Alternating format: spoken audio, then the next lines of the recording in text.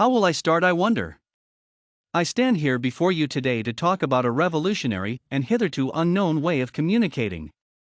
No, that sounds too much like an advert. Perhaps, this discovery is the very beginning of an unparalleled interconnectedness of human experiences via the World Wide Web. Or how about, we have developed a link to the very core of our beings, tapping into the neural networks that power our personal worlds and drive our behaviors. Yikes, that sounds frightening. Maybe I'll just wing it and see what flows. This thing really does mark a change in how humankind will interact with artificial intelligence and each other, though. We'll be able to hook up, and then there'll be a free flow of ideas and perceptions, shared experiences, and emotional bonds that go beyond just guessing at the thoughts of those we love, and, in time, the wider world. It's a gateway, a portal if you will, which holds the promise of redefining how we as humans interact with and understand each other, in every aspect of our lives. I might leave the technical exploration of this biotechnology until last. That way anybody who only seeks that which is meaningful to perceptive, emotional humans can tune out or walk away after hearing the parts that awakens their senses to spiritual and kindred connection. I could mention how our senses, commingling with the senses of others, are through the concerted efforts of my studies, and that of my colleagues sensitively converted to nothing more than strings and strings of zeros and ones, bytes of information which miraculously convey the very essence of what it is to live, perceive and intuit. I'll tell them how up until now we as humans have always needed to be attuned to the feelings and needs of others without in fact having a full understanding of what is going on in someone else's head. We've had to guess. Sure, some are better at guessing, or it's probably kinder and truer to say, perceiving than others, and there are also signals that can be read, body language and eye contact for example. Still, deciphering the sometimes subtle and often complex language of emotions of others takes a special kind of person, and not everybody can read the tacit signs and cues that emanate from another like a dimly pulsing halo, all color-hued and ephemeral. People such as teachers and social workers and, of course, psychologists are well suited and have developed these skills over many years, like an unknowable science, a black art. Once connected to this system of biotechnological tapping and mapping, we will be able to directly access the feelings and experiences, outlooks and desires, knowledge and perceptions of others. We will be able to observe how others process stimuli that we ourselves most likely view another way, or perhaps don't notice at all. For example, if we were to map to an indigenous elder from the harsh inland areas, we could see these ancient lands through their eyes, hearts and minds, and its intricate and infinite connection to their souls.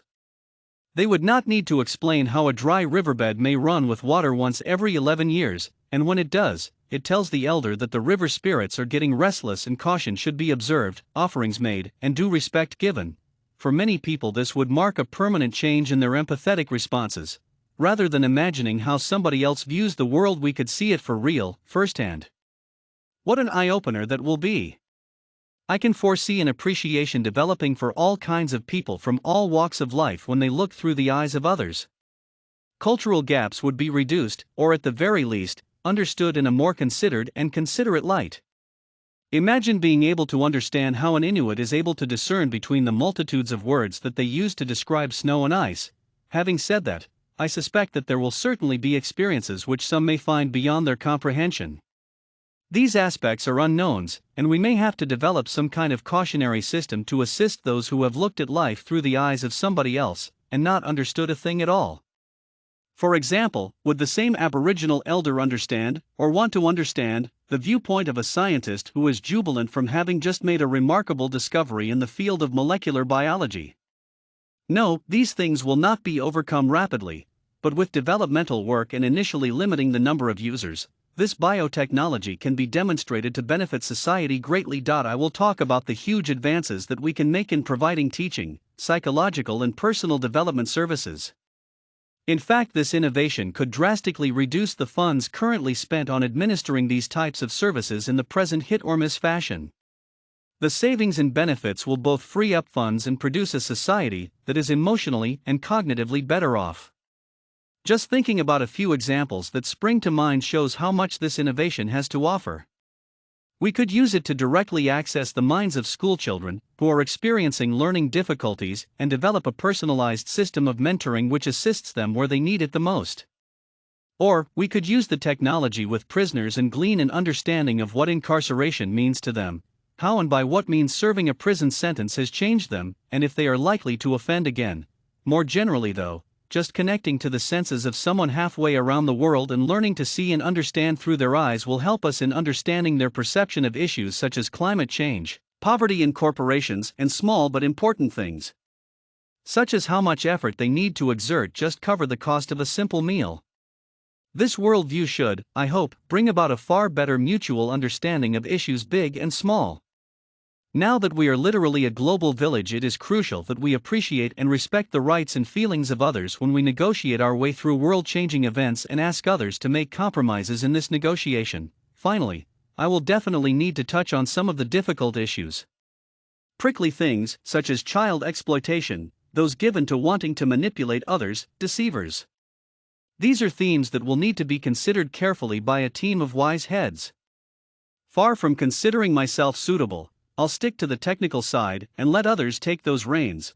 Could I have ever imagined myself up here, preparing to walk up to the cluster of microphones on the glittering dais and introduce myself? 13 years ago, I was an auto electrician working in the industrial backblocks of a shutter-doored factory, typically doing something like checking the alternator warning light on the dashboard of your Toyota Prius. I fell in with a hard crowd. I was still living at home and my mom told me to lift my game or get out. So I decided to try some psilocybin just to spite her. During my hallucinations, I pondered how our brains could be wired to the internet, free to roam and meld with other brains similarly connected, a sharing of experiences and outlooks, perceptions and beliefs. Off my mushroom high, I was still intrigued. I could not let go of that flight of fantasy. I enrolled in night school, studied. I combined subjects such as cybersecurity and neural networks, script programming, and ethical science. It seems I was all right at this stuff.